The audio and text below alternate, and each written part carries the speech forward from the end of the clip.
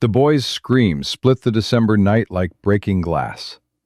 4-year-old Eli Caldwell stood barefoot in the snow, watching his pregnant mother crawl through a blizzard that wanted her dead. Behind him, the farmhouse door slammed shut. The bolt scraped home. His grandmother's voice carried through the wood. "Let her freeze. She's not our blood." But somewhere in that howling darkness, a man heard a child crying. A man who'd buried his own daughter 7 years ago. A man who was about to make a choice that would change 3 lives forever. Stay with me until the end of this story. Hit that subscribe button and comment what city you're watching from, so I can see how far Clara and Garrett's journey reaches across the world. The door hit Clara May Holbrook square in the back. She stumbled forward, her swollen belly throwing off her balance, and her knees cracked against the frozen porch steps. Pain shot up through her spine. Behind her, she heard Eli screaming, "Mama! Mama!"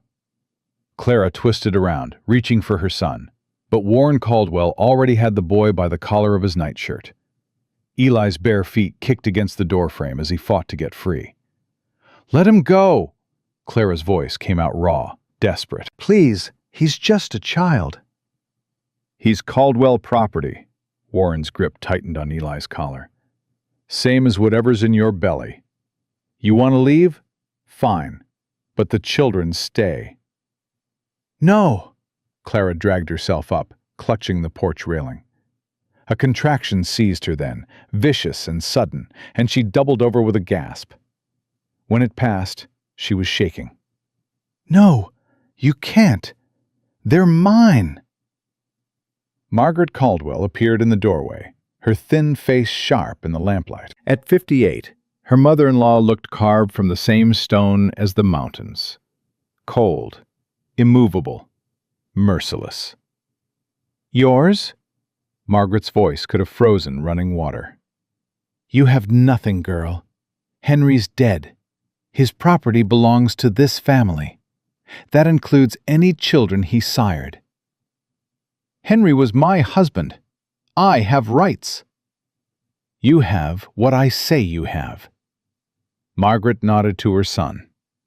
"Warren, bring the boy inside. Let her go." "Mama!" Eli's scream shattered something in Clara's chest. He was crying now, tears streaming down his round cheeks, his small hands reaching for her. "Mama, don't leave me. Please." Clara moved without thinking. She lunged for the doorway, for her son, her fingers catching the edge of Warren's coat. He spun and backhanded her across the face. The blow sent her sprawling down the porch steps and into the snow. For a moment, she couldn't breathe, couldn't think. The cold seeped through her thin dress immediately. Her cheek throbbed where he'd struck her. Above, she heard Eli screaming her name over and over. Then the door slammed shut, and the screaming went muffled, distant, like it was coming from underwater. Clara pushed herself onto her hands and knees. Snow soaked through to her skin. Another contraction hit, harder this time, and she bit down on her lips so hard she tasted blood. "Not now. Not yet. Please." She had to get Eli, had to get back inside, had to make them understand. She crawled up the steps and pounded on the door with both fists. "Give me my son. He's only 4 years old. He needs his mother." No answer. The windows had gone dark. They'd blown out the lamps like she was already dead. "Please," Clara's voice broke.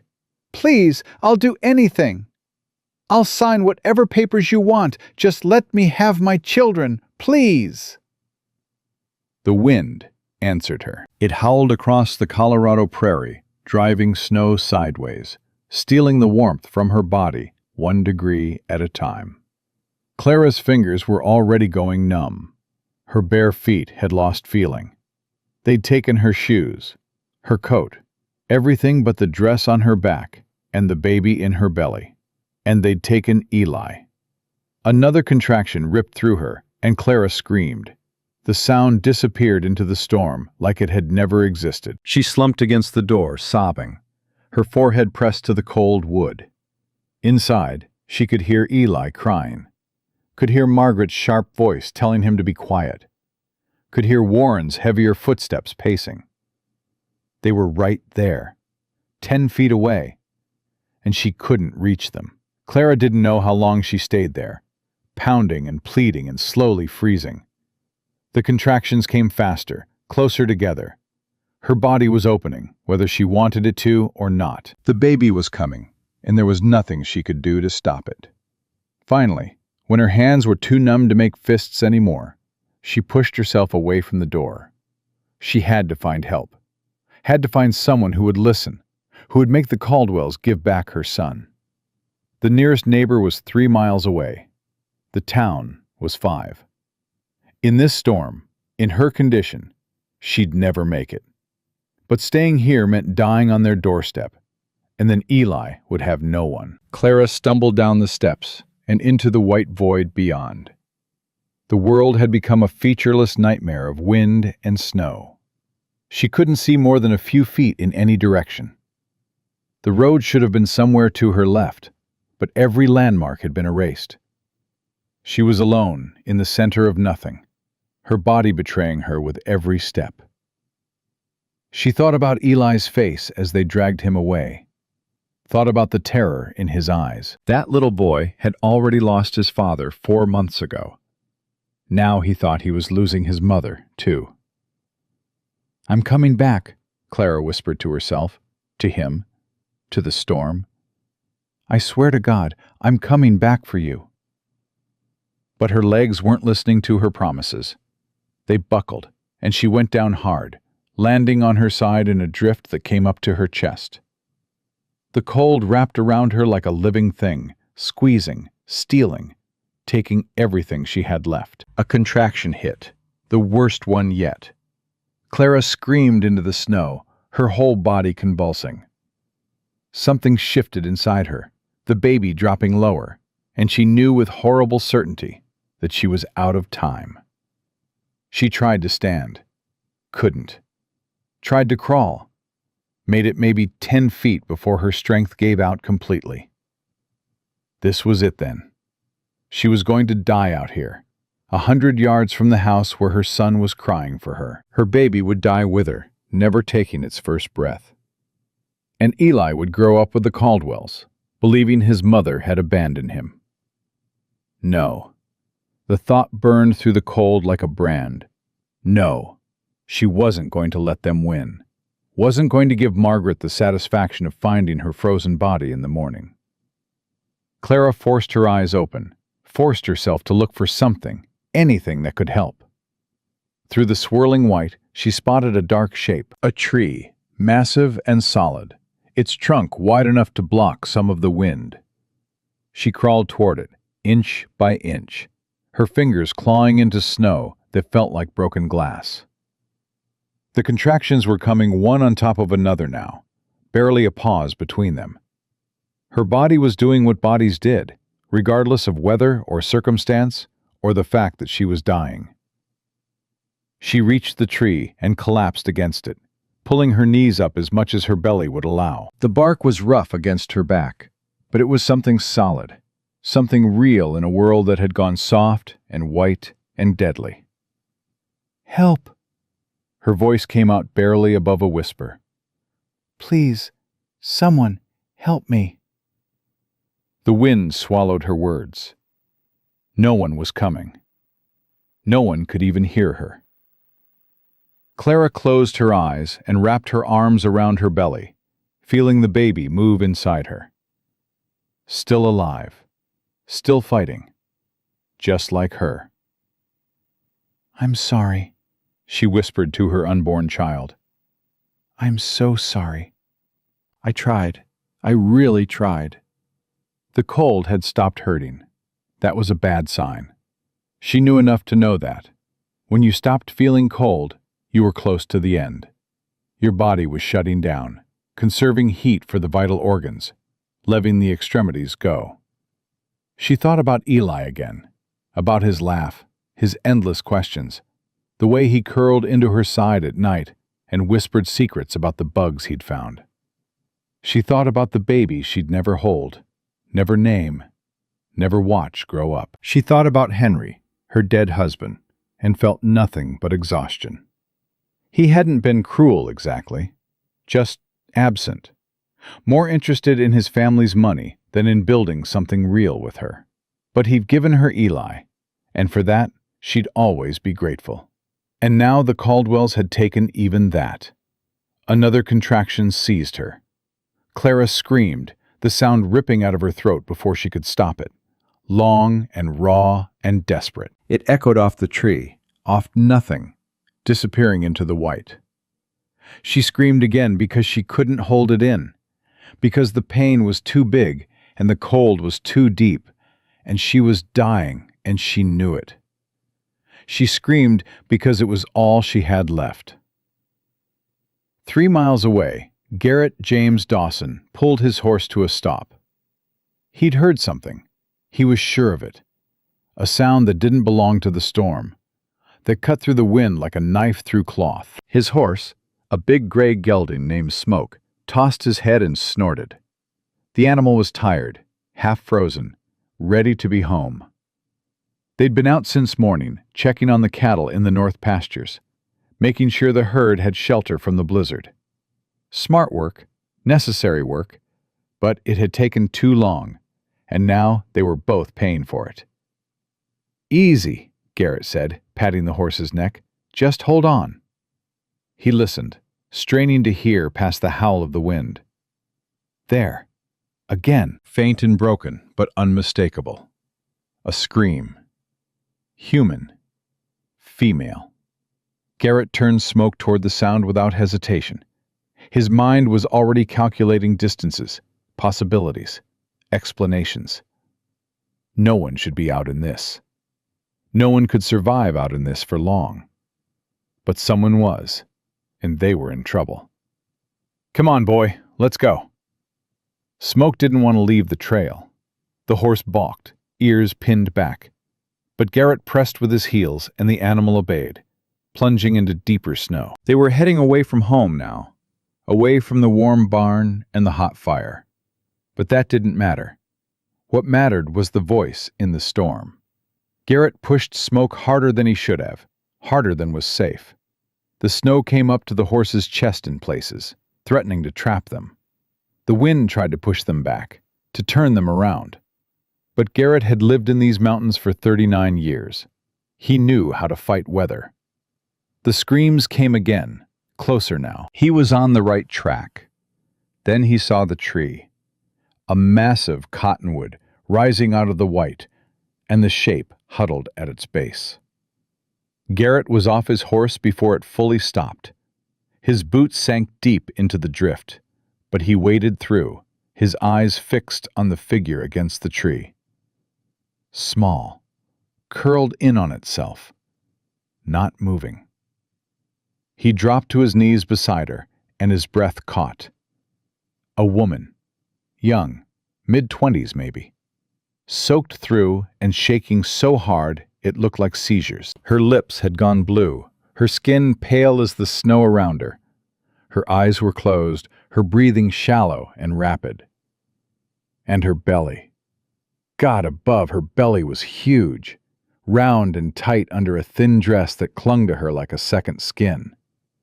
She was pregnant, far along, maybe even... Her eyes flew open. For a moment she just stared at him, wild with pain and terror, like she couldn't believe he was real.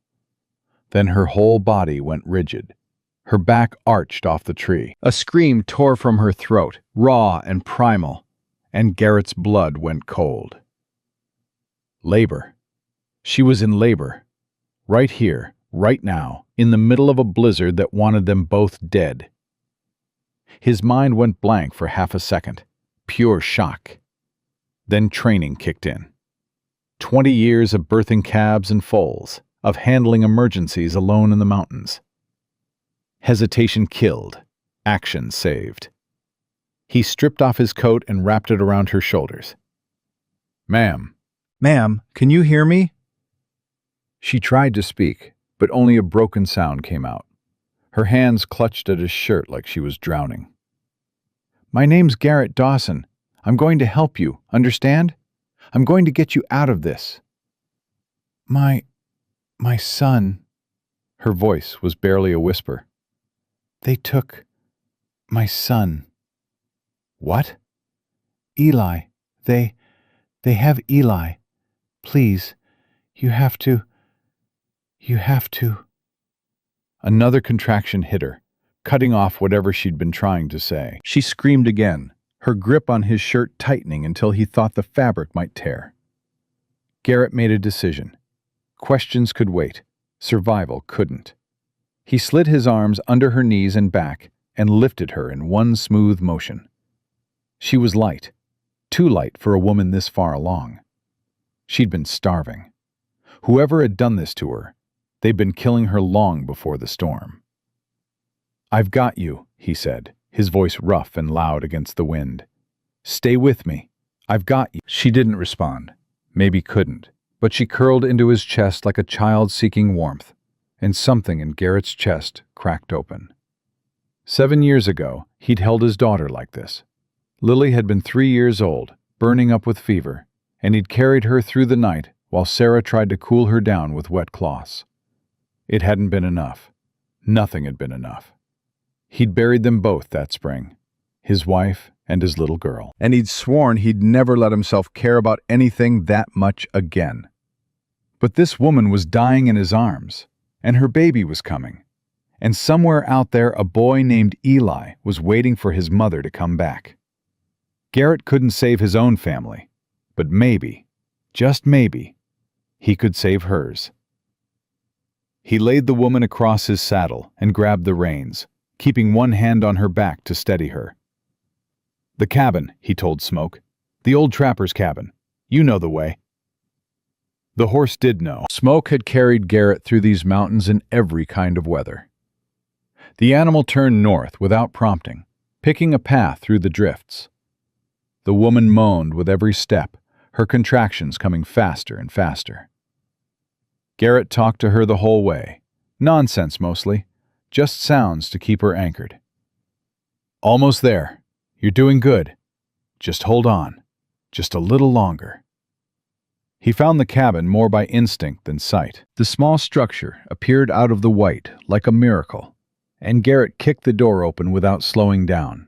He carried the woman inside and laid her down near the cold fireplace.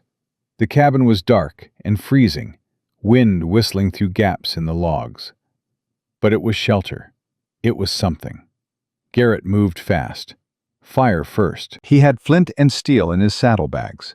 Tinder he always carried, and within a minute flames were catching, spreading, filling the small space with light and warmth. Then he turned back to the woman. She was curled on her side, arms wrapped around her belly, shaking with cold and pain. Ice crusted her hair. Her dress was frozen to her skin in places. "Ma'am," Garrett knelt beside her, putting a hand on her shoulder. "I need you to tell me your name." Clara. The word came out through chattering teeth. "Clara May Holbrook." "Clara? That's good. That's real good." He grabbed the saddle blanket and spread it over her, then added his coat again. "I'm going to help you, Clara. The baby's coming, I can see that. I need you to stay with me. Can you do that?" She looked at him with those gray-blue eyes, and he saw the terror there. But he saw something else, too. Something fierce and stubborn. "My son," she said again. "They have my son." "The Caldwells. You have to get him back." "I will, I promise. But first we have to get you and this baby through the night. You understand?" Clara nodded slowly, tears spilling down her cheeks. "They threw me out. I was in labor, and they threw me out. Into the snow. They took Eli, and they threw me out." Garrett felt something cold and hard settle in his chest.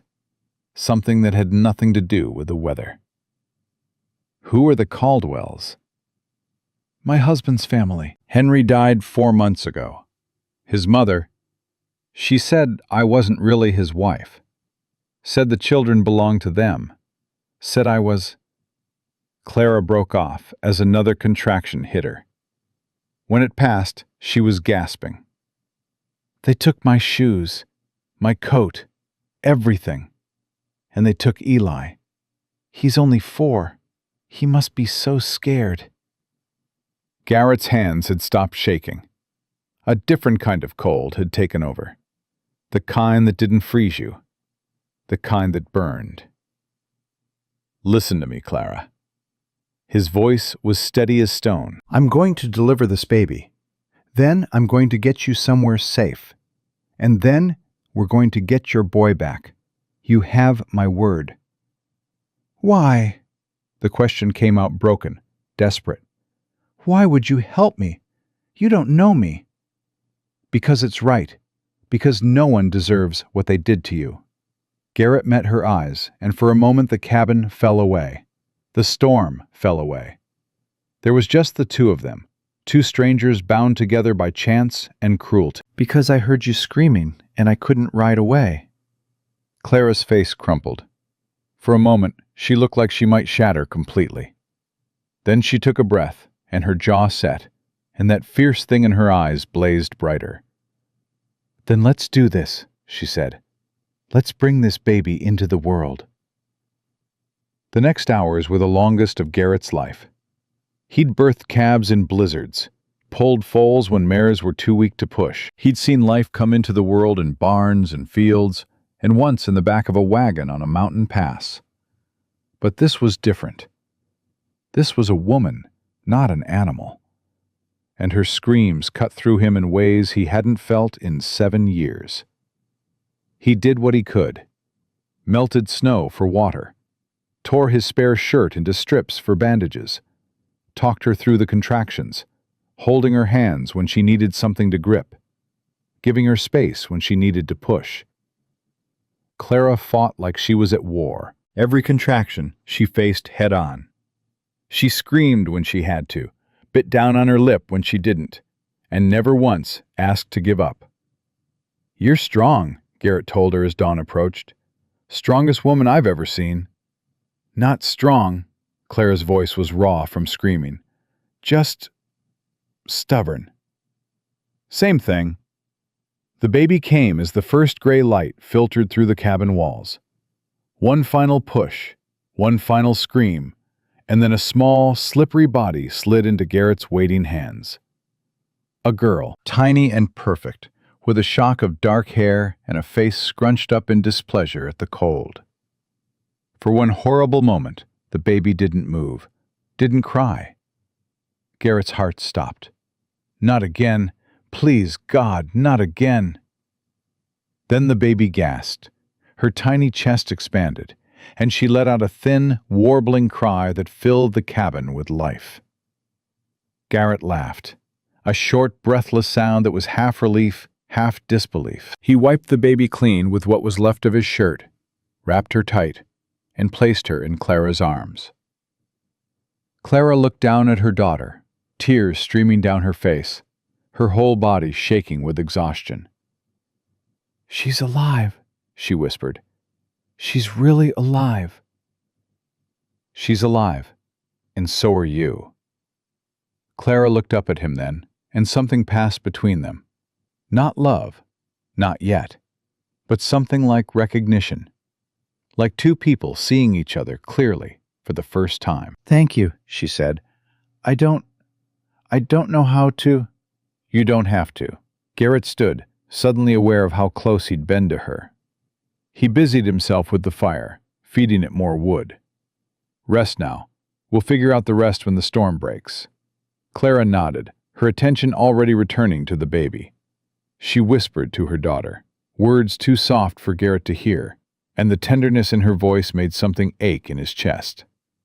He'd forgotten what that looked like. A mother with her child. He'd tried so hard to forget. But watching Clara hold her newborn daughter, watching her face transform from exhausted survivor to something soft and fierce and full of love, Garrett realized he hadn't forgotten at all. He'd just been waiting for something to remind him. The storm raged on outside. Inside, by the light of a crackling fire, 3 people breathed together. A woman who'd been thrown out to die, a baby who'd been born in the darkest hour, and a man who'd thought his heart was too broken to care about anything anymore. He'd been wrong about that. Clara's eyes drifted closed, the baby sleeping against her chest. Her last whispered words before sleep took her were the ones that would haunt Garrett through the long night ahead. "Eli," She murmured. my boy. I have to get back to my boy. Garrett stood watch until dawn, and as the first light crept over the snow-covered mountains, he made a silent promise. To Clara. To the baby girl in her arms. To the little boy trapped in a house full of people who saw him as property instead of family. He didn't know what it would cost him, didn't know what battles lay ahead, but he knew one thing for certain. The Caldwells were going to learn what happened when they picked a fight with the wrong cowboy. The storm broke sometime around midday, leaving behind a world buried in white silence. Garrett stood at the cabin door, studying the drifts that had piled against the walls overnight. 3 feet deep in places, maybe more. Travel would be slow, dangerous, but not impossible. Behind him, Clara stirred on the makeshift bed of blankets and saddle pads. The baby, still unnamed, made soft sounds against her mother's chest. "How bad is it?" Clara's voice was stronger than it had been, though exhaustion still pulled at every word. "Bad enough." Garrett turned back to face her. "But we can make it. My ranch is about 4 miles northeast. Once we get you there, we can figure out our next move." "The Caldwell farm is 3 miles south." Clara pushed herself up slowly, wincing. "That's where Eli is." "I know." "I need to get him back." "I know that, too." Garrett crossed the small space and crouched beside her. "But you just gave birth, Clara.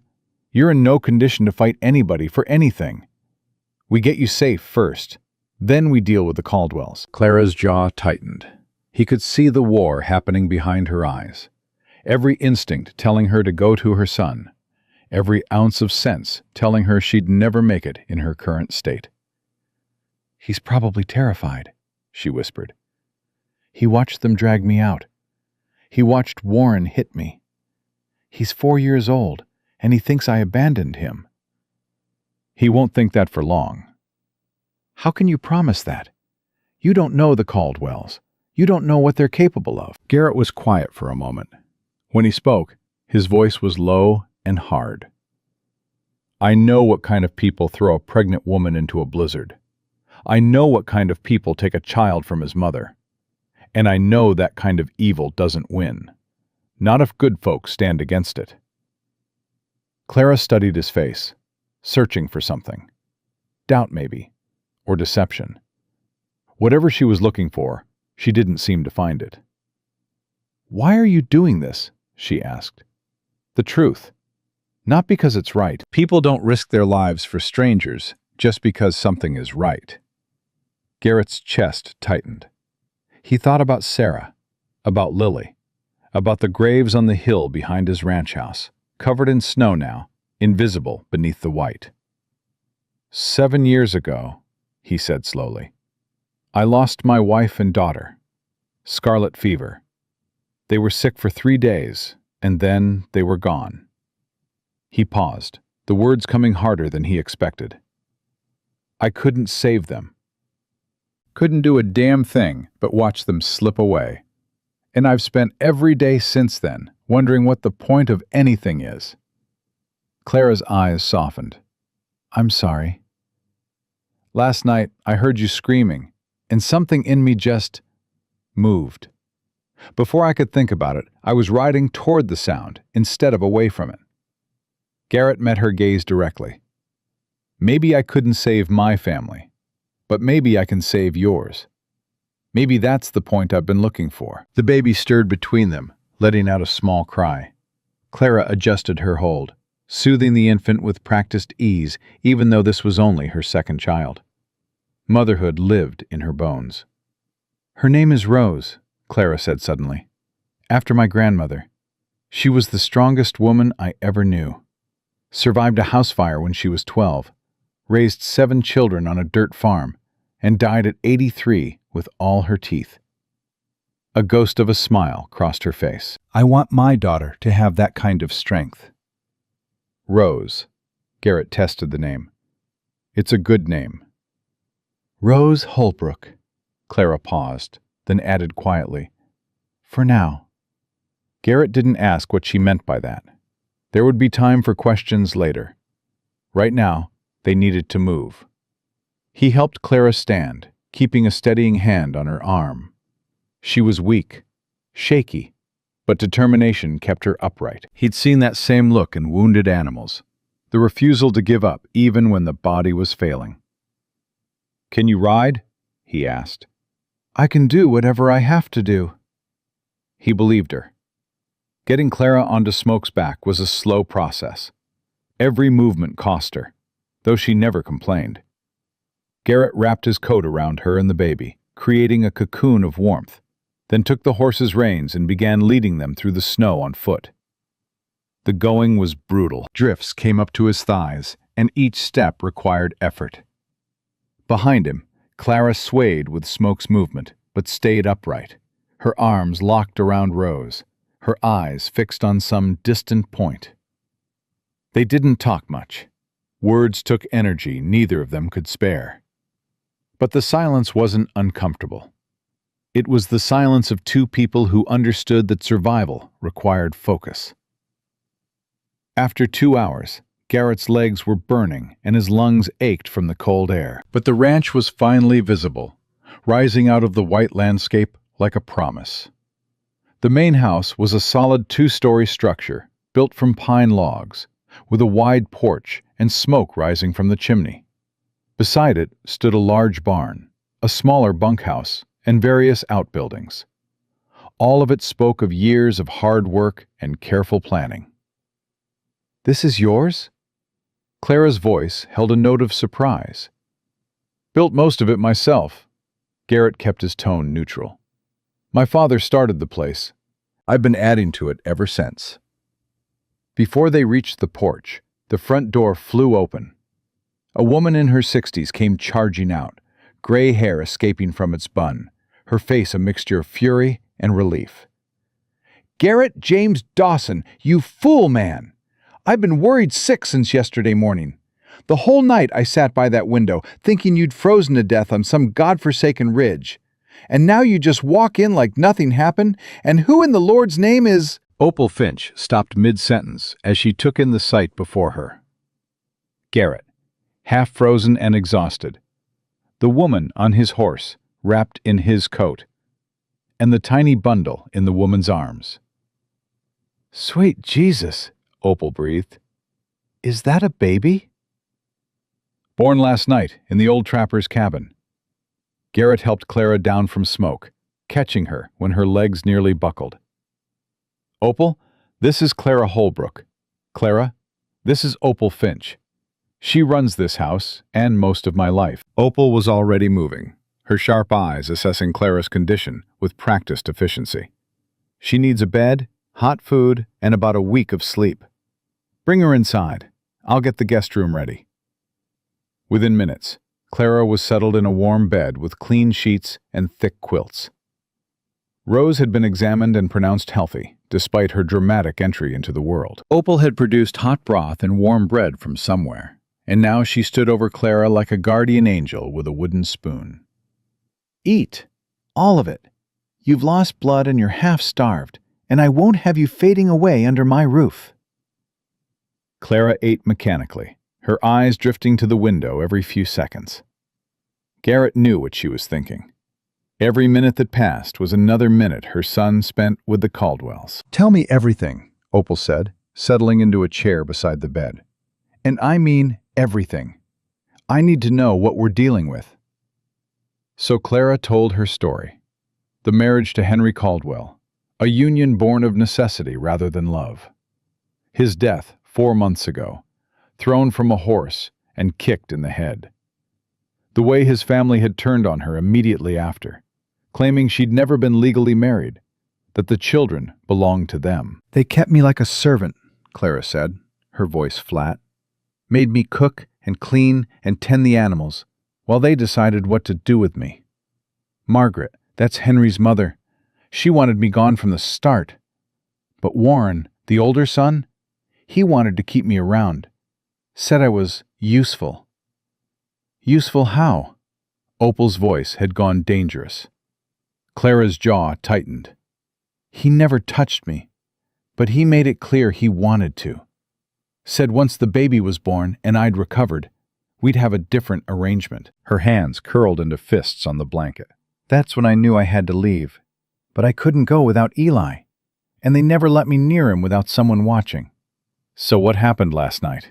Garrett asked from the doorway. The labor started. I couldn't hide it. Margaret saw, and she decided it was time. Clara's voice cracked. She said she'd been waiting for this. Said the baby would be easier to raise without me interfering. Said Eli was already forgetting me, and the new baby wouldn't even know I existed. Garrett felt his hands curl into fists at his sides. Warren dragged me out. Eli tried to follow, tried to come with me, and Warren grabbed him by the collar and held him back. My boy was screaming for me, reaching for me, and I couldn't. Clara broke off, tears streaming down her face. I couldn't get to him. I tried. God knows I tried. And then the door slammed shut, and I was alone in the storm. Opal reached out and took Clara's hand, squeezing tight. Those people aren't human. They're monsters wearing human skin. They're the Caldwells. Clara wiped her eyes with her free hand. They own half the county. The sheriff is Warren's hunting partner. The judge is some kind of cousin. I have no proof that Henry and I were legally married because they burned the certificate. I have nothing. You have us, Garrett said. Clara looked at him, hope and doubt warring in her expression. You don't know what you're saying. Going against the Caldwells means making enemies of half the powerful people in Silver Creek. It means lawyers and courts, and probably worse. Why would you put yourself through that for someone you just met? Garrett stepped into the room, his presence filling the space. Because I don't like bullies. Never have. And because that little boy is sitting in a house full of people who see him as property instead of family. That's not something I can walk away from. He barely knows you. He'll know me soon enough. Garrett's voice was firm. We're going to get him back, Clara. I don't know how yet, but we will. That's a promise. Clara searched his face, looking for the lie, the angle, the hidden agenda. But there was nothing there but steady determination. Okay, she whispered. Okay. I believe you. 2 days passed. Clara rested, though it nearly killed her to stay still while Eli remained with the Caldwells. Rose grew stronger, her cries more insistent, her tiny fingers learning to grasp. And Garrett spent hours in his study, thinking through options and strategies. On the third morning, he rode into Silver Creek. The town was small but prosperous, built around a main street lined with shops and saloons. People nodded to Garrett as he passed. He was known here, respected. A man who kept to himself, paid his debts, and never caused trouble. He tied Smoke outside the general store and walked inside. The owner, a portly man named Edgar Finney, looked up from behind the counter. Garrett, didn't expect to see you in town so soon after that storm. Everything all right at the ranch? Fine. I need some supplies. Blankets, some fabric for clothes. Anything you've got that's suitable for an infant. Edgar's eyebrows rose. An infant? Don't tell me Opal finally convinced you to settle down and have kids. Something like that. Garrett's tone made it clear he wasn't interested in elaborating. Just add it to my account. He was loading the supplies onto Smoke when a voice called out behind him. Well, well, Garrett Dawson. Garrett turned slowly. Warren Caldwell was walking toward him, a thin smile on his face. Beside him was his younger brother Douglas, looking uncomfortable. Warren, Garrett kept his voice neutral. Douglas. Heard an interesting rumor this morning. Warren stopped a few feet away, thumbs hooked in his belt. Someone said they saw a woman on your property. A woman who looked an awful lot like my brother's widow. Garrett said nothing. Clara Holbrook. Warren's smile widened, but his eyes stayed cold. Pretty little thing. Bit simple, but useful around the house. She ran off during the storm, and we've been worried sick. My mother's beside herself. That's so. Left her own son behind. Can you believe that? Just abandoned him in the middle of the night. What kind of mother does that? Garrett felt the rage building in his chest, cold and focused. But he kept his face blank. Don't know anything about that. No, because the supplies you're buying there, they look an awful lot like baby supplies. And Clara was pregnant when she left. Very pregnant. Lots of babies in the world, Warren. Not all of them belong to you. Warren's smile flickered. He took a step closer, lowering his voice. I don't know what she told you, Dawson. But whatever it was lies. Clara's a troubled woman. She was never right in the head, and my brother made the mistake of taking pity on her. Now she's running around causing problems, and my family just wants to make sure she gets the help she needs. The help she needs. Garrett let the words hang in the air. Is that what you call throwing a pregnant woman into a blizzard? Warren's face went still. Who told you that? Does it matter? It matters because it's a damn lie. Warren's voice had lost its false friendliness. Clara left on her own. We begged her to stay. We offered her everything. But she was determined to run off and play the victim. And now she's dragging good people into her delusions. Garrett stepped forward, closing the distance between them. He was half a head taller than Warren and broader through the shoulders. He used that size now, letting the other man feel exactly what he'd be dealing with if he pushed. Here's what I know, Garrett said quietly. I know I found a woman dying in the snow last night. I know she'd been beaten. I know she was in labor, with no coat and no shoes. And I know she kept begging me to save her son, the son that someone had ripped out of her arms. Warren's face went pale. Now, I don't know who did those things to her, but if I find out, there's going to be a reckoning. You understand me? Warren swallowed hard. You don't want to make an enemy of my family, Dawson. And you don't want to make an enemy of me. Garrett's voice dropped to something cold and final. Pass that along to your mother, and stay away from my ranch. He mounted Smoke and rode out of town without looking back. That night, Garrett sat with Clara in the kitchen while Opal put Rose down to sleep. The fire crackled in the stove, casting warm shadows across the worn wooden table. I saw Warren in town today, Garrett said. Clara's whole body went rigid. What did he say?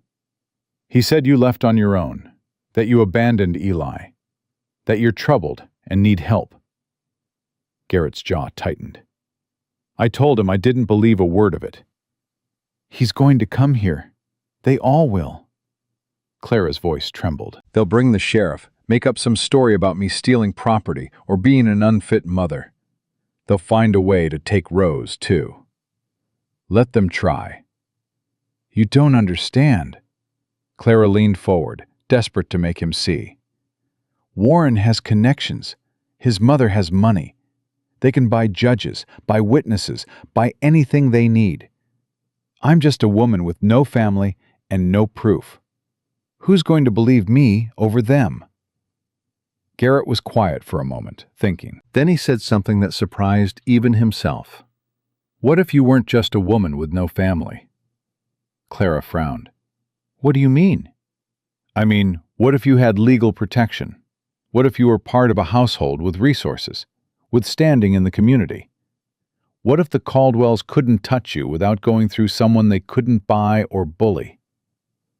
Clara's frown deepened. I don't understand what you're suggesting. Garrett took a breath. The words felt strange in his mouth, but they also felt right in a way he couldn't explain. Marry me. The silence that followed was absolute. Clara stared at him like he'd started speaking a foreign language. Marry you, she repeated slowly. It would give you legal protection. As my wife, you'd have rights they couldn't challenge. And any children under my roof would be under my protection too. You want to marry a woman you've known for 3 days? I want to protect you and your children. This is how I can do that. Clara shook her head, something between disbelief and hysteria flickering across her face. That's insane. Maybe, but it would work. You'd be tying yourself to my problems for the rest of your life. You'd be making enemies of the most powerful family in the county. You'd be giving up any chance of finding someone you actually want to spend your life with. Clara's voice rose. Why would you do that? Garrett thought about the question. Really thought about it. And when he answered, his voice was quiet but certain. Because 7 years ago, I buried my family. And I swore I'd never let myself care about anyone again. It hurt too much. It was easier to be alone. He met her eyes. But last night, when I heard you screaming in that storm, something woke up in me. Something I thought was dead. And when I held your daughter and watched you fight to survive, I realized I don't want to be numb anymore. I don't want to just exist. I want to matter to someone again. Clara's eyes were bright with tears. You matter. You already matter. Then let me do this, not just for you, for me too. Garrett reached across the table and took her hand. I'm not asking for love, Clara. I'm not asking for anything you can't give. I'm asking for a partnership, a chance to build something that means something, a chance to be a family again, even if it's not the family either of us expected. Clara looked at their joined hands, his rough and calloused from years of ranching, hers small and work-worn. Two strangers who'd been thrown together by fate and cruelty. What about Eli? She whispered. If we do this, if we really do this, would you accept him too? Not just as my son, but as yours? The question hit Garrett like a physical blow. He thought about the graves on the hill, about Lily's laugh, bright and clear like bells, about the empty spaces in his life that had never healed. I would, he said. I'd raise him as my own, legally and otherwise. You've never even met him. He's your son. That's enough for me. Clara was quiet for a long moment. Tears slipped down her cheeks, but she didn't wipe them away. Finally, she nodded. Okay, she whispered. Yes, I'll marry you. The word hung between them, heavy with consequence. Both of them knew it wasn't a real marriage, not in the way most people meant. It was a strategy, a shield, a desperate move in a desperate game. But something else hung in the air too, something neither of them was ready to name. We should do it soon, Garrett said, his voice rough. Before the Caldwells have time to make their move. The circuit preacher comes through on Fridays. That's 2 days from now. Clara nodded. Then we get married in 2 days. She squeezed his hand, and he felt the warmth of her skin against his palm. And for a moment, the kitchen fell away. The fire fell away. There was just the two of them, making promises in the dark. Garrett didn't know what the future held. Didn't know if they could beat the Caldwells. Didn't know if this strange arrangement would bring them peace or disaster. But he knew one thing for certain. When he'd heard Clara screaming in that storm, something had changed in him. Something that couldn't be unchanged. For better or worse, their fates were tied now.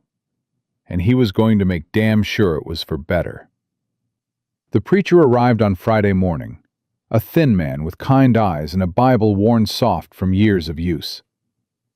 Reverend Thomas had traveled these mountain roads for 20 years, marrying and burying, baptizing and blessing. He'd seen enough of life's strange turns to stop being surprised by anything. But even he raised an eyebrow when Garrett Dawson asked him to perform a wedding ceremony.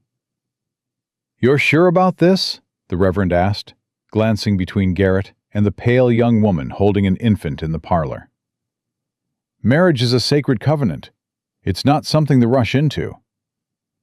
"We're sure," Garrett said. Clara stepped forward, Rose sleeping against her chest. "Reverend, I know this seems sudden, but I need you to understand something. I have a son. He's 4 years old, and right now he's being held by people who threw me out into a blizzard while I was in labor. This marriage isn't about romance. It's about protection.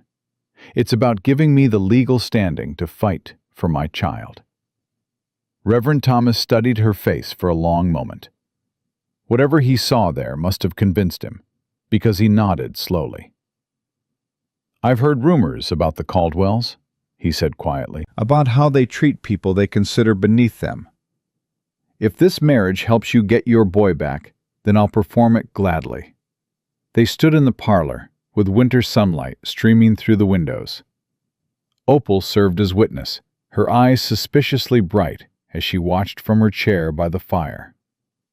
Rose slept through the whole thing, unaware that her mother's life was changing around her. The ceremony was simple. No flowers, no music, no celebration. Just words spoken over a Bible and signatures on paper. When Reverend Thomas asked if anyone objected, the silence felt heavy with the weight of everything they were fighting against.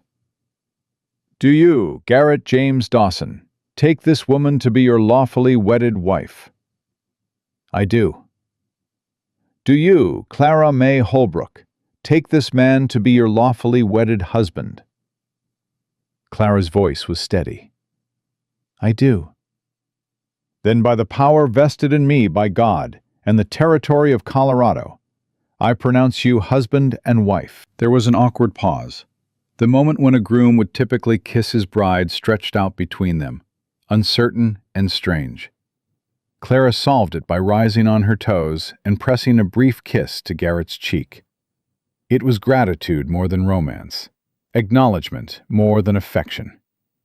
But when she pulled back, something had shifted between them. A line had been crossed. Whatever they were to each other now, it was different from what they'd been an hour ago. "Well," Opal said, breaking the silence with forced cheerfulness, "I suppose congratulations are in order, though this is the strangest wedding I've ever witnessed." "Strange times," Garrett said. "Strange solutions."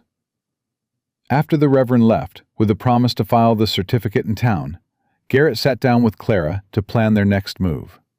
"The Caldwells will hear about this by tomorrow," he said. "Probably sooner. They'll know you're under my protection now, and they won't like it." "They'll find another way to come at us." Clara's jaw was tight. "Warren's not the type to give up. And Margaret? She's patient. She'll wait for the right moment to strike." "Then we strike first."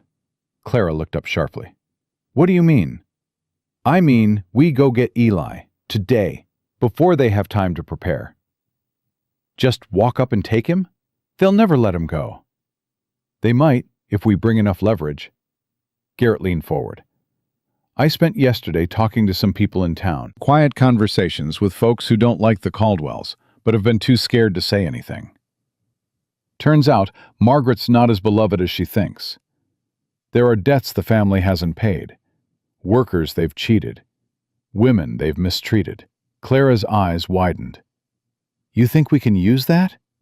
"I think we can make them understand that fighting us will cost them more than letting Eli go."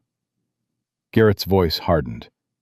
"People like the Caldwells, they only understand power." The Caldwell farm was 3 miles south, a large property with a main house, several barns, and acres of grazing land. It looked prosperous from the outside, respectable. But Clara knew what lurked behind those whitewashed walls. "You ready?" Garrett asked as they approached the front gate. "No." Clara's hands were shaking on the reins. "But I'm going anyway." They rode up to the house and dismounted. Before they could reach the porch, the front door opened and Margaret Caldwell stepped out. She was tall and thin, dressed in black, as if still mourning her son, though Clara suspected the color had more to do with her soul than her grief. Her eyes swept over Clara with undisguised contempt. "So, the prodigal returns." Margaret's voice could have frozen fire. "I'd heard you survived. Pity." "I've come for my son." "Your son?" Margaret laughed, a cold and brittle sound. "That boy is a Caldwell. He belongs here, with his family. Not with some fortune-hunting harlot who bewitched my Henry into a sham marriage." Garrett stepped forward, putting himself slightly between Clara and the older woman. "Mrs. Caldwell, my name is Garrett Dawson. I own the ranch northeast of here." "I know who you are." Margaret's eyes narrowed. "I also know you've involved yourself in matters that don't concern you. That was a mistake." "Clara is my wife now." "That makes her matters my matters." The words landed like stones. Margaret's face went pale, then red, then something approaching purple. "Your wife? That's impossible. She was married to my son." "Your son is dead, ma'am, and Clara is legally free to remarry, which she did, this morning, with all proper documentation." "This is some kind of trick." Margaret's voice rose. "Warren, Douglas, get out here." The door opened again, and both Caldwell brothers emerged. Warren's face darkened when he saw Garrett. Douglas hung back, looking uncomfortable. "What's going on?" Warren demanded. "This man claims he's married Clara." Margaret spat the words like they were poison. "He thinks he can just waltz in here and take what belongs to us." "Eli doesn't belong to you." Clara's voice shook but held firm. "He's my son. Mine, and I'm taking him home." Warren stepped off the porch, his hand moving toward the gun at his hip. "The hell you are!" Garrett didn't reach for his own weapon. Instead, he pulled a folded paper from his coat pocket. "Before you do something stupid, you might want to look at this." Warren hesitated. "What is it?" "Statements, signed and witnessed. From the men you cheated on that cattle deal last spring. From the widow whose land your mother swindled after her husband died. From the girl you assaulted behind the saloon last summer." The color drained from Warren's face. "That's a lie. Those are all lies." "Maybe, but lies have a way of spreading, don't they? Especially when they're printed in a newspaper. The editor of the Silver Creek Gazette owes me a favor. Big favor." Garrett tucked the paper back into his coat. "Now, you can fight us on this. You can drag us into court, make accusations, call in favors from your sheriff friend and your judge cousin. And maybe you'll win. Maybe you'll take Eli and Rose both, and Clara will never see her children again." He paused, letting the words sink in. "Or you can let the boy go. Today. Right now. And all these statements stay in my desk drawer, gathering dust. Your reputation stays intact. Your business dealings stay private. And we all go on with our lives." Margaret's face had gone from purple to a sickly gray. Warren's hand had dropped from his gun. Even Douglas was staring at Garrett with something like respect. "You're bluffing," Warren said, but his voice lacked conviction. "Try me." The silence stretched out, heavy and thick. Clara could hear her own heartbeat pounding in her ears. Everything she'd fought for, everything she'd suffered, came down to this moment. Finally, Margaret spoke. "Get the boy." Warren spun toward his mother. "What? You can't be serious. After everything we've done to keep him, you're just going to hand him over?" "I'm going to protect this family." Margaret's voice was ice. "Something you should have thought about before you left evidence of your indiscretions scattered across the county." She turned to Douglas. "Get Eli, now." Douglas disappeared into the house. The wait that followed was the longest of Clara's life.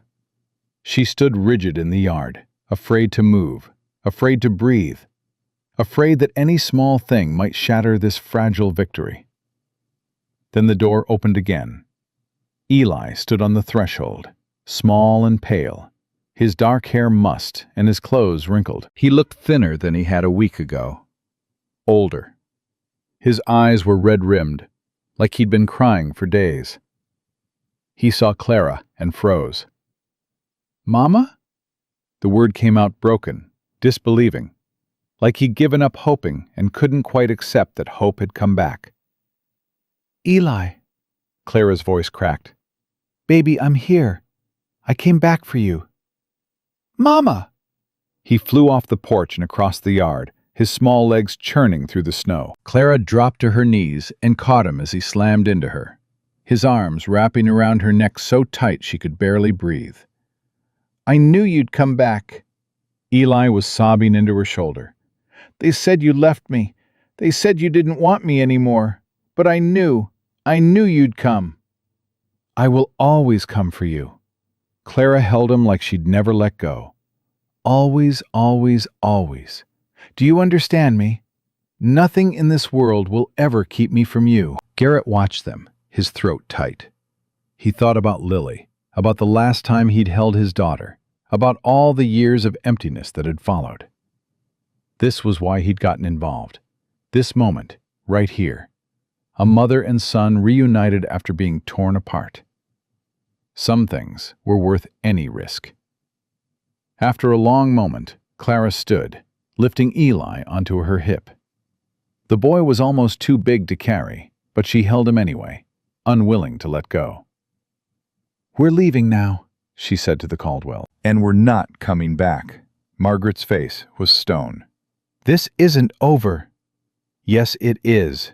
Clara's voice held a strength Garrett hadn't heard before. "You had your chance to be family to us. You chose cruelty instead. Now you get to live with that choice." She turned and walked toward the horses, Eli clinging to her neck. Garrett backed toward Smoke, keeping his eyes on Warren until he was sure the man wouldn't try anything stupid. They mounted up, Eli sitting in front of Clara on Penny's saddle. As they rode away from the Caldwell farm, the boy kept twisting around to look at his mother, as if making sure she was really there. "Mama, who's that man?" Clara glanced at Garrett, something uncertain in her eyes. "His name is Garrett. He saved me during the storm. He helped bring your sister into the world." She paused. "And he's going to help take care of us now." Eli studied Garrett with the serious intensity that only children possess. "Are you going to be my new papa?" The question hit Garrett like a punch to the chest. He looked at Clara, saw her own surprise, and something else beneath it. Permission, maybe, or hope. "I'd like to be," Garrett said carefully. "If that's okay with you." Eli was quiet for a moment, thinking it over with the gravity of a judge considering a verdict. "My old papa died," he said finally. "He wasn't very nice to Mama. He never hit her or anything, but he didn't talk to her much either. He was always working or talking to Grandma Margaret." The boy's face scrunched up. "I didn't like Grandma Margaret. She was mean." "I know she was." "Are you mean?" "I try not to be." Another long pause. Then Eli nodded, apparently satisfied. "Okay, you can be my papa." He turned back to Clara. "Mama, can we get a dog? The Caldwells never let me have a dog." "They said dogs were dirty and useless." Clara laughed, a wet and shaky sound that was half sob. "We'll talk about the dog later, baby." They rode back to the ranch in the fading afternoon light. Opal met them at the door with Rose in her arms, and for a moment they all stood there, this strange new family assembled from tragedy and chance. "Well," Opal said, looking at Eli with soft eyes, "you must be the young man I've heard so much about. I'm Opal. I make the best biscuits in the territory, and I don't tolerate muddy boots in my kitchen. Think we can get along?" Eli considered this. "Do you have any biscuits right now?" "I might." "Then we can get along." That night, after Eli had been fed and bathed and put to bed in a room next to his mother's, Clara found Garrett on the porch. He was standing at the railing, looking out at the snow-covered mountains, a cup of coffee cooling in his hands. "Thank you," she said quietly, coming to stand beside him. "For everything. For the bluff with those papers." Garrett glanced at her. "Who said it was a bluff?" Clara's eyes widened. "You really have statements against them?" "Some. Enough to make them nervous." He took a sip of his coffee. The rest was confidence. You'd be surprised how far confidence can carry you when you're dealing with bullies. "You took a risk. A big one. If they'd called your bluff, if Margaret hadn't backed down—" "But she did. That's what matters." Clara was quiet for a moment, looking out at the same mountains he'd been watching. When she spoke again, her voice was soft. "Eli asked if you were going to be his papa." "I remember." "You said you'd like to be." "I meant it." Clara turned to face him fully. In the faint light from the windows, her face was a study in shadows and hope. "This marriage, it started as a strategy, a legal shield. But today, when you stood between me and the Caldwells, when you risked everything to get my son back," she shook her head, "that wasn't strategy. That was something else." Garrett set down his coffee cup. His heart was beating harder than it had any right to. "What are you saying, Clara?" "I'm saying, I don't know what this is between us. I don't know if it's gratitude, or proximity, or something more. But I know I felt something today when you called me your wife. Something I didn't expect to feel." She reached out and took his hand. Her fingers were cold, but her grip was warm. "I'm not ready for anything more than what we have right now. I've been through too much too fast, and I need time to figure out who I am when I'm not just surviving. But I want you to know that this isn't just arrangement anymore. Not for me." Garrett looked at their joined hands, her small fingers wrapped around his larger ones. Two people who'd been broken by life, finding pieces that fit together. "It's not just an arrangement for me either," he said. "Hasn't been for a while." Clara squeezed his hand. "Then we figure it out together, day by day. No expectations, no pressure. Just us, building something real." "I can do that." She smiled, the first genuine smile he'd seen from her since they'd met. It transformed her whole face, made her look younger, lighter, like the woman she might have been if life had been kinder. "Good," she said, "because I think we make a pretty good team." They stood together in the cold night air, hands linked, watching the stars emerge one by one over the mountains. Behind them, the house was warm and full. 2 children, sleeping safe. An old housekeeper, keeping watch. Clara was in the kitchen with Opal, learning to make the biscuits Eli had already declared the best thing he'd ever eaten, when the sound of horses reached them through the window. Multiple horses, moving fast. Garrett appeared in the doorway, his face grim. "Stay inside. Keep the children away from the windows." "What is it?" "Sheriff Warren, and he's brought company." Clara's blood went cold. She scooped Rose from her basket and called for Eli, who came running from the parlor where he'd been playing with wooden blocks Garrett had carved for him. "Mama, what's wrong?" "Nothing, baby. I just need you to stay with Opal in the back room for a little while. Can you do that for me?" Eli's face was serious. Too serious for a 4-year-old. He'd seen enough in his short life to recognize when adults were scared. "Is it the bad people? Grandma Margaret and Uncle Warren?" Clara knelt down to his level, her heart breaking at the fear in his eyes. "I don't know yet. But whatever happens, I need you to be brave and stay quiet. Can you do that?" "Yes, Mama." Opal took both children and disappeared into the back bedroom. Clara moved to the window and watched as Sheriff Douglas Warren rode into the yard with 6 men behind him. Warren Caldwell was among them, along with a thin man in a dark suit who had the look of a lawyer.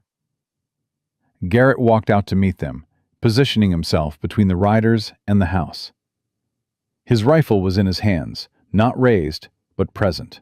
"Sheriff, this is unexpected." Douglas Warren was a big man with a florid face and nervous eyes.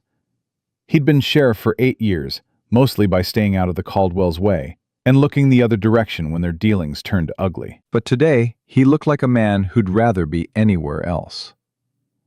"Garrett, I've got a warrant here, signed by Judge Morrison." "A warrant for what?" The lawyer stepped forward, pulling a document from his coat. "For the arrest of Clara May Holbrook on charges of theft, kidnapping, and fraud, and for the return of the minor child, Elijah Caldwell, to his lawful guardians." Clara's legs nearly gave out. She gripped the window frame, fighting to stay upright. "That's interesting," Garrett said, his voice dangerously calm. "Considering Clara May Holbrook doesn't exist anymore, my wife's name is Clara May Dawson. Has been for nearly 2 weeks now." "The marriage is fraudulent," the lawyer said smoothly. "Contracted under false pretenses to evade legitimate custody claims. The judge has ruled it invalid." "Has he now? And when did this hearing take place? Because neither my wife nor I were notified of any proceedings." The lawyer's smile was thin and cold. "Emergency proceedings don't require notification of all parties. Given the urgent nature of the child welfare concerns, Judge Morrison felt it prudent to act quickly." Garrett's grip tightened on his rifle. "Child welfare concerns? That's rich, coming from the family that threw a pregnant woman into a blizzard. Unsubstantiated allegations." The lawyer waved a dismissive hand. "Mrs. Caldwell, the boy's grandmother, has provided sworn testimony that Clara left of her own accord after becoming hysterical. The family tried to help her, but she refused all assistance." "That's a lie." Clara had come out onto the porch without realizing she'd moved. Her whole body was shaking, but her voice was steady. "They dragged me out of that house. Warren hit me. They took my son and left me to die." "Mrs. Dawson." The lawyer's tone dripped with false sympathy. "I understand you've been through a difficult time. The loss of your husband, the stress of pregnancy, the hardship of the storm. It's natural that your memories might be confused. But these hysterics only prove what the Caldwell family has been saying all along. You're an unstable woman, unfit to care for children." "I am not unstable." "Then why did you flee your home in the middle of a blizzard? Why did you abandon your son? Why did you marry a stranger within days of giving birth?" The lawyer spread his hands. "These are not the actions of a rational woman." Clara felt the ground tilting beneath her feet. Every word out of this man's mouth was a lie. But he spoke with such confidence, such authority. And behind him stood the sheriff and 6 armed men, and the full weight of the Caldwell family's money and influence. Garrett stepped closer to her, his presence solid and reassuring. "We're not giving up the children. You can take your warrant and your lies and get off my property." Sheriff Warren shifted uncomfortably on his horse. "Garrett, I don't want trouble, but I've got a legal document here, signed by a judge. I have to execute it." "Then execute it by force, because that's the only way you're taking those kids." The sheriff's face went pale. "You'd shoot a lawman?" "I'd defend my family." Garrett raised his rifle, not pointing it at anyone yet, but making clear he was ready to. "Every man here knows what the Caldwells are. Every man here knows what they did to Clara. And every man here is going to have to decide if he's willing to die to help them do it again." The silence that followed was thick and heavy. Clara could see the deputies exchanging uncertain glances. These weren't hardened criminals or hired guns. They were ordinary men from town, farmers and shopkeepers who'd signed up to keep the peace, not to tear children away from their mothers. Warren Caldwell pushed his horse forward, his face red with fury. "This is ridiculous. Sheriff, do your job, or I'll find someone who will." "Warren," the sheriff's voice was strained, "maybe we should talk about this. Find another way." "There is no other way. That woman has my brother's son, and I want him back. Now." "He's not your brother's son anymore." Clara's voice cut through the tension like a blade. "He's Garrett's son, legally adopted with all proper documentation." The lawyer laughed. "An adoption that occurred under a fraudulent marriage. It's worthless." "Is it?" A new voice joined the conversation, strong and clear. Everyone turned. A woman was riding up the road toward them, sitting tall in her saddle, despite the long journey her dust-covered clothes suggested. She was in her mid-30s, with sharp features and sharper eyes, and she carried herself with the confidence of someone who knew exactly how much she was worth. "Who the hell are you?" Warren demanded. The woman dismounted and walked toward the group, pulling papers from her saddlebag. "Catherine Bremen, attorney at law. I represent Mr. and Mrs. Dawson." Clara's heart lurched. She'd never seen this woman before in her life. She looked at Garrett, who seemed equally surprised. "Opal sent word to Denver 3 days ago," Catherine said, reading the confusion on their faces. "She's an old friend of my mother's. When she heard the Caldwells were planning to move against you, she contacted me." The lawyer smiled, showing teeth. "I specialize in family law, Mr. Caldwell, and I particularly enjoy taking down wealthy families who think they can buy justice." Warren's lawyer stepped forward, his face tight. "This changes nothing. We have a warrant signed by Judge Morrison." A warrant issued without proper notification to the affected parties, based on an emergency hearing held without evidence or testimony from the defense.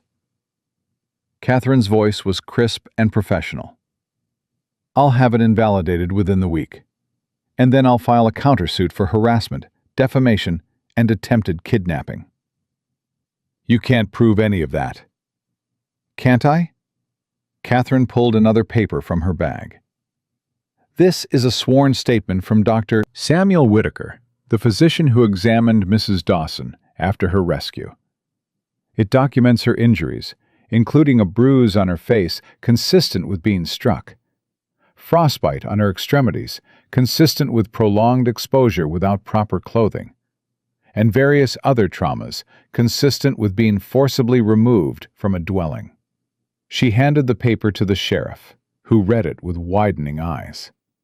"I also have statements from 3 former employees of the Caldwell farm who witnessed Mrs. Caldwell and her sons discussing their plan to remove Clara from the property before the baby was born.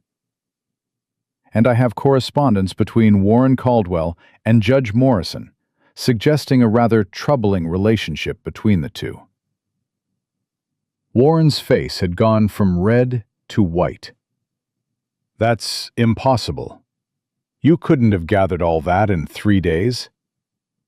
"I'm very good at my job, Mr. Caldwell."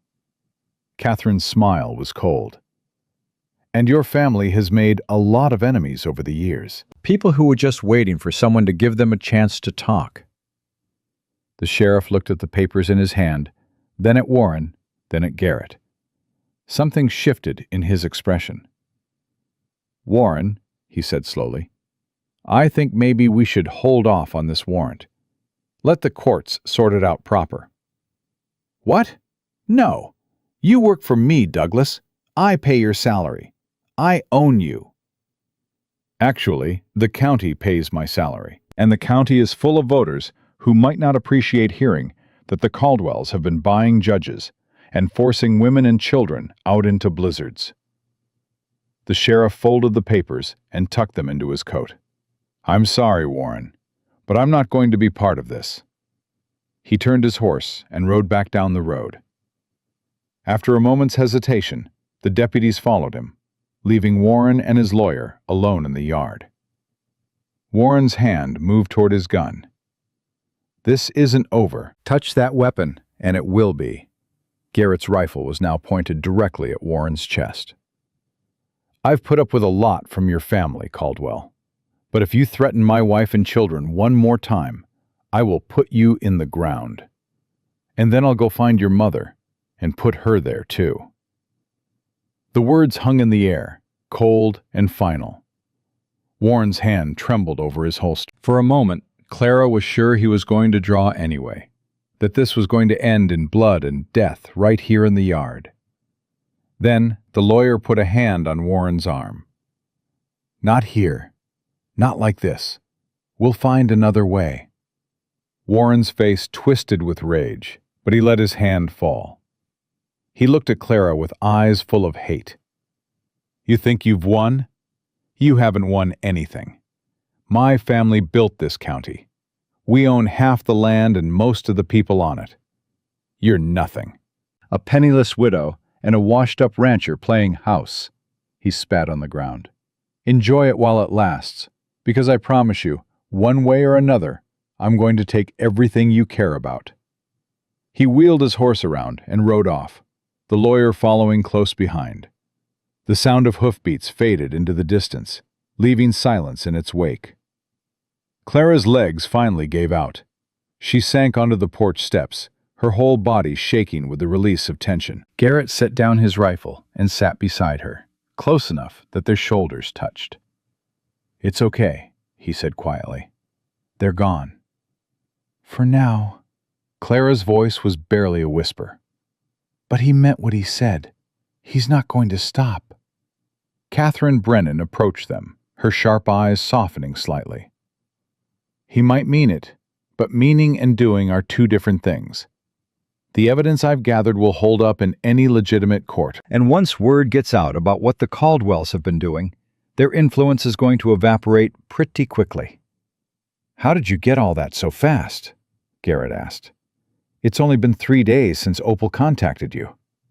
Catherine smiled. "Like I said, the Caldwells have made a lot of enemies. When people heard someone was finally willing to stand up to them, they came out of the woodwork. I've got enough evidence to keep the family tied up in court for years." Clara looked up at the lawyer, tears streaming down her face. "Thank you. I don't know how to thank you." "Thank Opal. She's the one who reached out to me." Catherine's expression turned serious. "But I should warn you, this isn't over. The Caldwells still have money and connections. They'll fight this with everything they have. It could take months, maybe years to fully resolve." "We'll fight back," Clara said, "however long it takes." "Good. That's what I need to hear."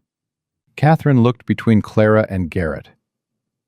"I'll be staying in Silver Creek for a while, building our case. In the meantime, keep documentation of everything.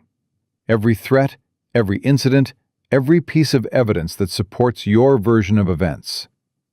She mounted her horse and tipped her hat. "I'll be in touch."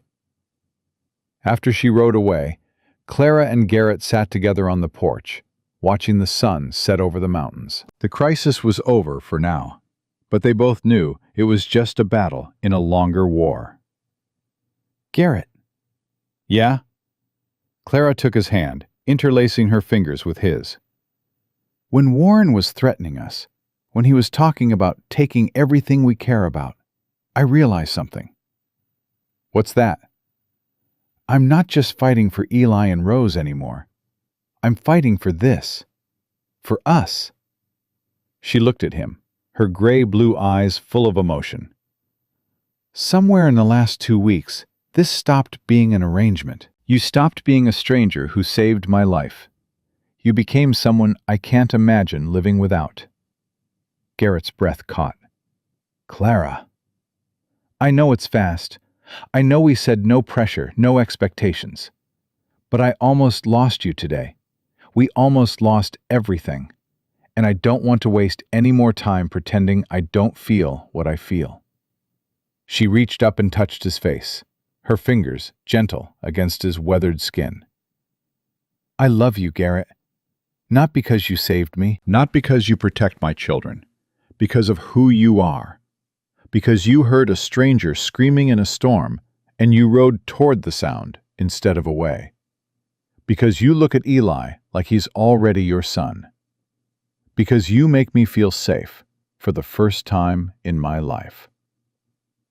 Garrett closed his eyes for a moment.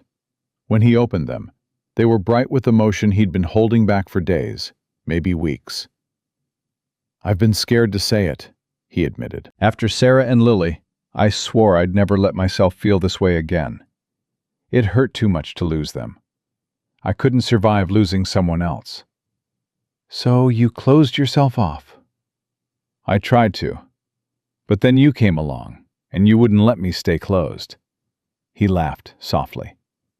"You and Eli and Rose, you just pushed your way into my life, and suddenly there was light in this house again. Laughter, purpose, everything I thought I'd buried with my family." He took her face in his hands, his touch infinitely gentle. "I love you too, Clara. I think I've loved you since you looked at me in that cabin and refused to give up. Since you held your daughter for the first time and smiled even though you were half dead from exhaustion. Since you stood up to Warren Caldwell and told him he couldn't have your son." He leaned his forehead against hers. "I don't know what the future holds. I don't know if we'll beat the Caldwells, or if they'll find some way to destroy us. But I know I want to face it with you. Whatever comes, we face it together." "Together," Clara whispered. He kissed her then, not on the cheek like she'd kissed him at their wedding. A real kiss, soft and deep and full of promise. The kind of kiss that sealed something between them, made real what had only been hinted at before. When they finally pulled apart, both of them breathing hard, Clara was laughing through her tears. "Opal's going to be insufferable about this," she said. "She's been dropping hints since the day I arrived." "She's been dropping hints at me for 7 years. I think she's earned a little smugness." They sat together as darkness fell, hands intertwined, hearts finally aligned. Behind them, the house was warm with light and life. Their children were safe. Their future was uncertain, but possible. And for the first time since the night he'd found her in the storm, Garrett Dawson felt like he'd finally come home. The trial came 6 weeks later, in the middle of February, when the snow lay thick on the ground and the whole county seemed to be holding its breath. Clara woke before dawn that morning, too anxious to sleep. She stood at the bedroom window, watching the first gray light creep over the mountains, and tried to quiet the fear churning in her stomach. Garrett's arms came around her from behind, pulling her against his chest. "You're shaking." "I'm terrified." Clara leaned back into his warmth. "What if it doesn't go our way? What if the judge believes them? What if we lose everything?" "We won't." "You can't know that." Garrett turned her to face him, his hands gentle on her shoulders. "You're right.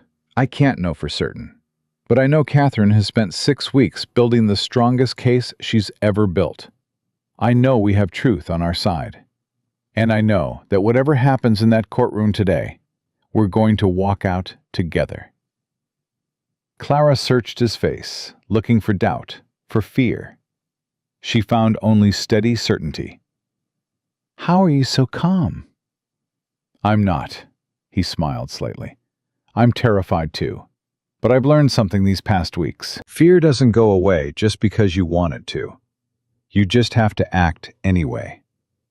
She rose on her toes and kissed him softly. "I love you." "I love you too. Now let's go show the Caldwells what happens when they pick a fight with the wrong family."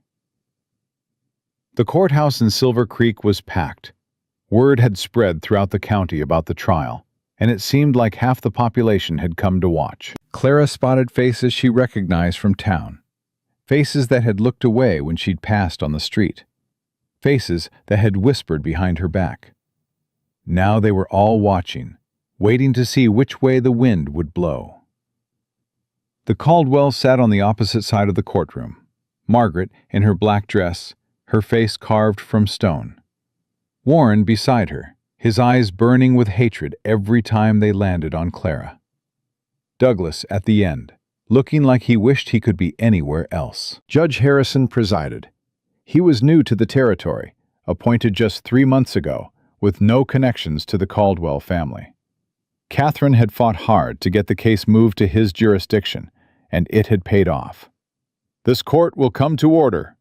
Judge Harrison's voice was firm and authoritative. "We're here to resolve the matter of Dawson versus Caldwell, regarding custody of the minor child Elijah Caldwell, now Elijah Dawson, and to address counterclaims of fraud, harassment, and attempted murder." Clara's hand found Garrett's under the table. He squeezed back, anchoring her. The Caldwell's lawyer spoke first, laying out their case with practiced smoothness. Clara was an unstable woman who had abandoned her son and fled into a storm of her own volition. The marriage to Garrett was a fraud, designed to steal a child from his rightful family. The adoption was invalid. The Caldwells were simply trying to protect their nephew from an unfit mother. Clara listened to the lies pile up, one on top of another, and felt her stomach turn. It all sounded so reasonable when he said it, so believable. She could see some of the spectators nodding along, accepting the narrative they were being fed. Then Catherine stood up. "Your Honor, the defense would like to call Dr. Samuel Whitaker to the stand." The doctor was a respected man in his 50s, gray-haired and soft-spoken. He'd treated half the families in the county at one point or another. "Dr. Whitaker," Catherine began, "you examined Mrs. Dawson shortly after her rescue. Can you describe her condition?" "She was suffering from severe hypothermia, frostbite on her hands and feet, and a contusion on her left cheek, consistent with being struck by a fist." The doctor's voice was calm and clinical. She had also recently given birth under extremely adverse conditions. It's a miracle she and the baby survived. "In your professional opinion, could Mrs. Dawson have survived more than another hour in that storm?" "No. She would have died, both she and the infant. And could she have walked into that storm voluntarily, in active labor, without coat or shoes? It's medically impossible. A woman in labor experiences contractions that make walking difficult, let alone running or fleeing. Someone in her condition would have sought shelter, not exposure." Catherine nodded. "Thank you, Doctor. No further questions." The Caldwell's lawyer tried to discredit the testimony, suggesting that Clara's injuries could have been self-inflicted or accidental. But the doctor held firm, and Clara could see doubt creeping into the faces of the spectators. Next, Catherine called the witnesses who had worked for the Caldwells. One after another, they took the stand and told their stories. A housekeeper who had heard Margaret planning to get rid of Clara before the baby was born. A ranch hand who had seen Warren drag Clara to the door on the night of the storm. A neighbor who had heard screaming from the Caldwell property but had been too afraid to investigate. Each testimony was a nail in the Caldwell's coffin. Margaret's face grew tighter with every word. Warren's hands clenched into fists on the table. Douglas stared at the floor, refusing to meet anyone's eyes. Then Catherine called Clara to the stand. Clara's legs trembled as she walked to the witness chair. She could feel every eye in the courtroom on her, judging, weighing, deciding. She thought about Eli waiting at home with Opal. Thought about Rose sleeping in her cradle. Thought about everything she was fighting for. She sat down and raised her chin. "Mrs. Dawson," Catherine said gently, "can you tell the court in your own words what happened on the night of December 15th? Clara took a breath and began to speak. She told them everything. Meeting Henry Caldwell at a church social when she was 22, alone in the world after her parents died. Marrying him because she had nowhere else to go. The years of cold indifference, of being treated as a servant rather than a wife. Henry, they threw me out in my nightgown while I was in labor, into a blizzard that the doctor says would have killed me within an hour. And then they locked the door and left me to die." The courtroom was utterly silent. "Why would they do that?" Catherine asked softly. "Because they wanted my children. Margaret always wanted Henry to marry someone from a proper family. She never accepted me. When Henry died, she saw her chance to get rid of me and keep the children as Caldwell heirs. He took her hand and didn't let go. The final witness was a surprise to everyone except Catherine. The defense calls Douglas Caldwell to the stand. A murmur ran through the courtroom. Margaret's head snapped toward her younger son, her eyes blazing. Warren half rose from his seat before his lawyer pulled him back down.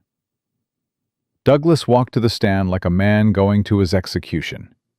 His face was pale, his hands trembling. He took the oath and sat down, refusing to look at his family. "Mr.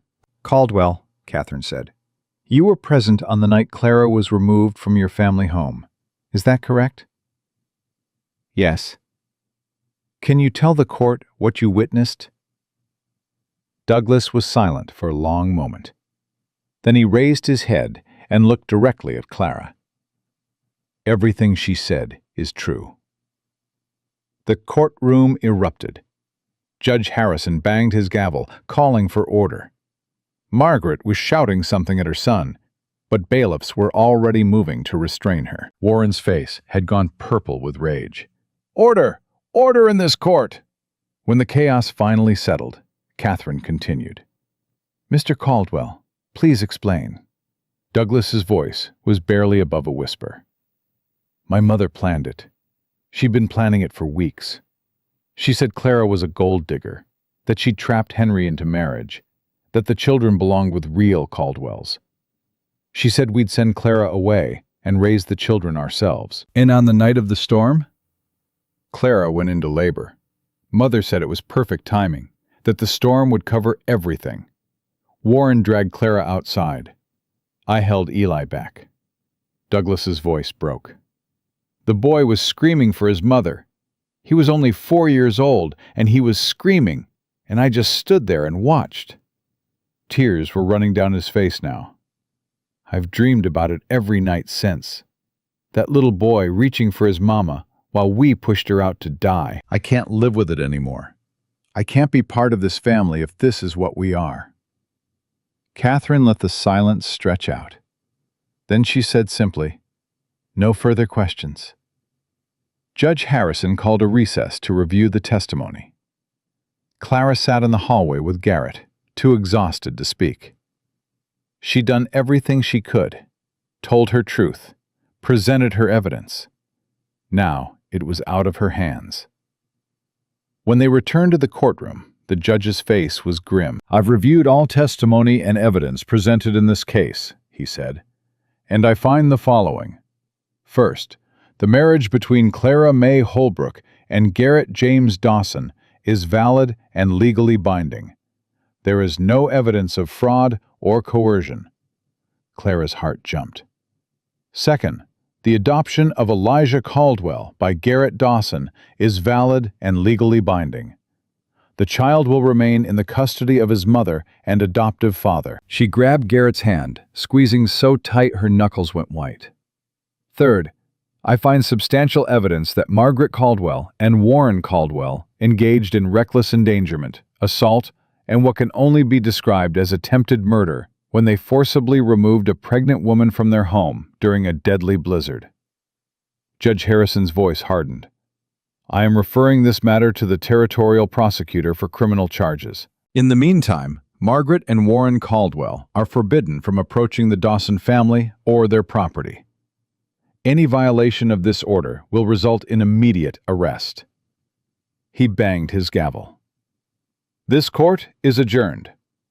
Clara didn't remember standing up. Didn't remember Garrett pulling her into his arms. All she knew was that it was over. They had won. Eli was safe. Rose was safe. Their family was intact. "We did it," she whispered against Garrett's chest. "It's really over." It's really over. They walked out of the courthouse into pale winter sunshine. Catherine was waiting on the steps, a rare smile on her face. "Congratulations, Mr. and Mrs. Dawson. You've just set a precedent that's going to be cited in family law cases for years to come." "We couldn't have done it without you," Clara said. "You did the hard part. All I did was make sure the truth got heard." Catherine shook both their hands. "Take care of those children, and take care of each other." They rode home through the snow, side by side. The ranch was exactly as they'd left it, but it felt different now, brighter, like a weight had been lifted from the very air. Opal met them at the door, with Eli in her arms and Rose in her basket. The old woman's eyes were bright with tears she was too proud to shed. "Well," she demanded, "don't keep an old woman in suspense." "We won," Clara said. "We won everything." Eli squirmed out of Opal's arms and ran to Clara, wrapping himself around her legs. "Mama, Papa Garrett, you're home!" Garrett knelt down and scooped the boy up, settling him on his hip with easy familiarity. "That's right, son. We're home. And we're not going anywhere." "Ever?" "Ever." Eli threw his arms around Garrett's neck. "I love you, Papa." Clara watched her son embrace the man who had saved them both, and something inside her finally, completely, healed. That night, after the children were asleep, and Opal had retired to her room, Clara and Garrett sat together on the porch. The stars were bright and cold above them, the mountains solid and eternal in the distance. "I've been thinking," Garrett said. "Dangerous habit," he smiled. "I've been thinking about the future, about what we're building here. And I want to do it right. A real wedding, in the spring, with flowers and music and everyone we care about. I want to stand up in front of God and our community and promise myself to you properly." Clara's eyes filled with tears. "We're already married." "I know, but that marriage was about survival, about protection. I want another one that's about love." He took her hands in his. "I want to marry you again, Clara, as the man who loves you, not just the man who saved you." She kissed him, long and deep, pouring everything she felt into the contact. "Yes," she whispered against his lips. "Yes, 1,000 times yes." Spring came slowly that year, melting the snow inch by inch, coaxing green shoots from the frozen ground. By April, the ranch was alive with new growth, new calves, new beginnings. They held the wedding on a Sunday afternoon, in the meadow behind the house, where wildflowers were just starting to bloom. Half the county came, people who had watched from the sidelines during the trial, and now wanted to celebrate the family that had stood up to the Caldwells and won. Clara wore a dress she'd made herself, white cotton with blue flowers embroidered at the hem. Rose wore a matching bonnet and slept through the whole ceremony. Eli stood beside Garrett as his best man, holding the ring with solemn importance. Reverend Thomas performed the ceremony, the same words he'd spoken months ago in the parlor. But this time, everything was different. This time, when Garrett said, "I do," his voice rang with joy instead of determination. This time, when Clara said, "I do," her heart was full instead of afraid. This time, when the Reverend said they could kiss, Garrett swept her into his arms and kissed her like they had all the time in the world. "I love you, Clara Dawson," he said when they finally came up for air. "I love you too, Garrett Dawson." Eli tugged on Garrett's sleeve. "Does this mean we get cake now?" Everyone laughed, and the celebration began. Years later, when their family had grown to include 2 more children, when Eli had become a young man who worked the ranch alongside his father, when Rose had grown into a fierce young woman who reminded everyone of her mother, Clara would look back on that second wedding as the moment everything truly began. Not the night in the storm, not the first marriage, not even the trial, but the moment she and Garrett chose each other freely, openly, joyfully, in front of everyone who mattered. She'd been thrown out into a blizzard to die. She'd lost everything she thought she had. She'd been broken down to nothing but fear and desperation. And from that nothing, she'd built a life beyond anything she'd ever dared to dream. A husband who loved her completely, children who were safe and happy, a home filled with warmth and laughter. Not because she'd been lucky, not because someone had rescued her, but because she'd refused to give up. Because she'd fought for her children and herself, even when the odds were impossible. Because she'd trusted a stranger's kindness and let it grow into something more. That was the lesson Clara carried with her for the rest of her days. That hope was a choice you made, not a feeling you waited for. That family was built from love, not blood. That even the longest, coldest night eventually gave way to dawn. And that sometimes, when you were at your lowest, lost in a storm with no hope of survival, the universe sent someone to hear your scream. Someone who chose to ride toward the sound instead of away. Someone who would change everything. Clara Dawson had been thrown out to die in a blizzard, and she had survived. She had been beaten down, and she had risen up. She had been told she was worthless, and she had proved them wrong. And now, surrounded by the family she had fought for, safe in the home she had built, loved by a man who had chosen her when she had nothing to offer but herself, Clara finally understood the truth that had eluded her all those years of struggle. She had never needed saving. She had only needed someone to believe she was worth fighting for. And in the end, she had found him.